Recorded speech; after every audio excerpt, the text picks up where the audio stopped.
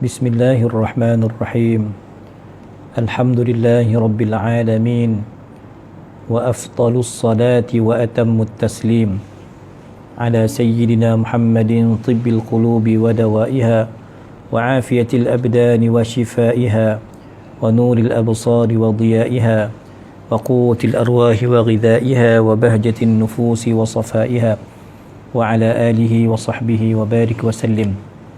Subhanaka la ilma lana illa ma 'allamtana innaka antal alimul hakim.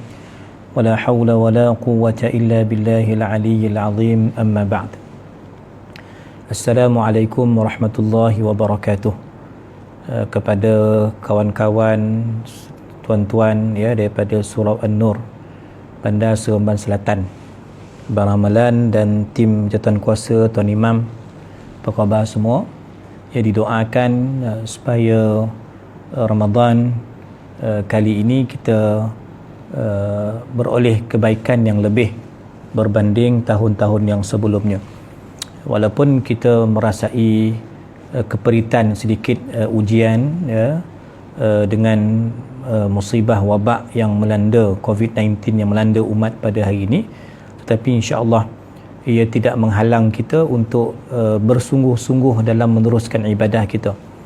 Ya, ulama pesan walau apa situasi pun kita mesti happy. Maksudnya dengan Ramadan. Sebab balasannya tetap sama. Ganjarannya, peluangnya tetap hebat. Ya, maka sebab itu insya-Allah ya pihak surau menganjurkan kuliah online ini supaya ada juga santapan rohani. Ya, walaupun kita tahu orang Seremban Selatan ni semua wali belaka dah, terbang semua dah kan. Tetapi ya, untuk memberikan sedikit tausiah dan tazkirah dan mau'izah kepada saya dan tuan-tuan ini, maka kita lengkapkan Ramadan kita dengan majlis-majlis ilmu sebegini. Jadi insya-Allah simple sahaja kupasan saya malam ini. Saya bacakan beberapa hadis Nabi sallallahu alaihi wasallam daripada kitab Ithaf Ahlil Islam bi Khususiyatis Siyam yang dikarang oleh Al-Imam Al-Allamah Ahmad bin Hajar Al-Haytami Al-Makki.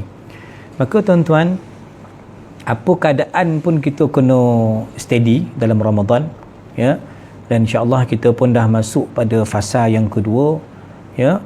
Maka sebab itu antara hadis yang disebutkan oleh Nabi sallallahu alaihi wasallam, adhallakum syahru ramadhan hadha bimahlufi Rasulillah sallallahu alaihi wasallam. Ya, kamu sekarang dinaungi oleh bulan Ramadan. Okey, ya. Kita sekarang bernaung di bawah kemuliaan Ramadan. Maka Nabi kata apa? Ma marra 'alal muslimina syahrun huwa khairun lahum minhu. Tidaklah berlalu kepada orang Islam suatu bulan yang terlebih baik daripada bulan Ramadan.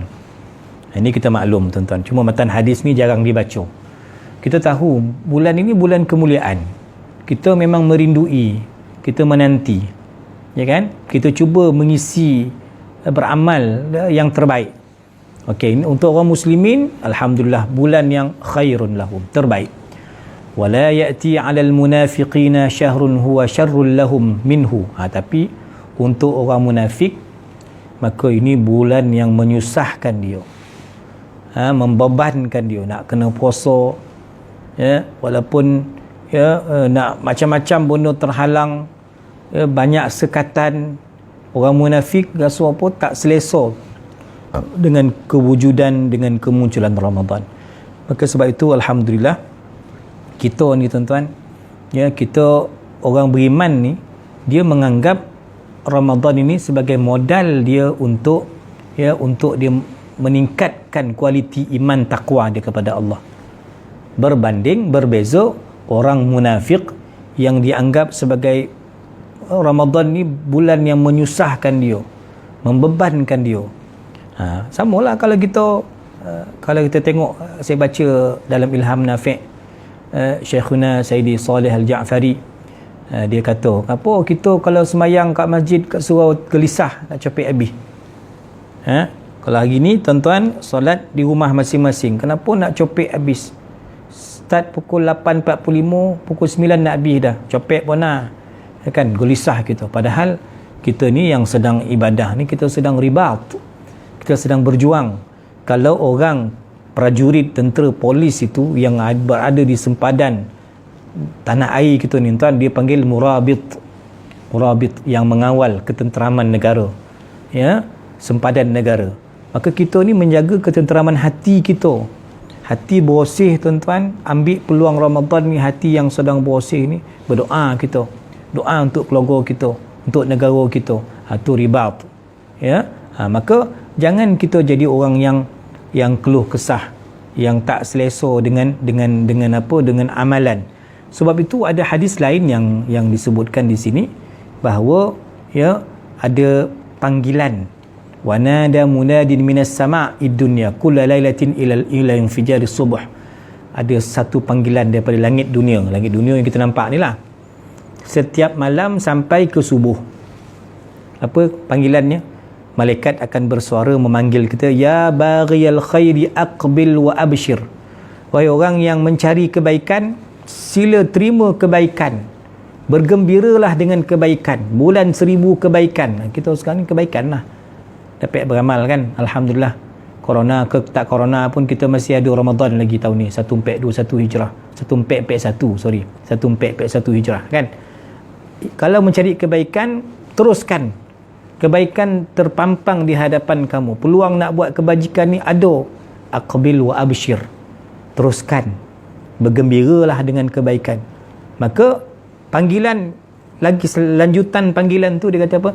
Wa ya baghiyash syarri aqsir wa absir. Yang mencari kejahatan, orang munafik tadilah, stop lah, berhentilah, sudah-sudahlah tu, kata aqsir, stop, pendekkan kejahatan kamu.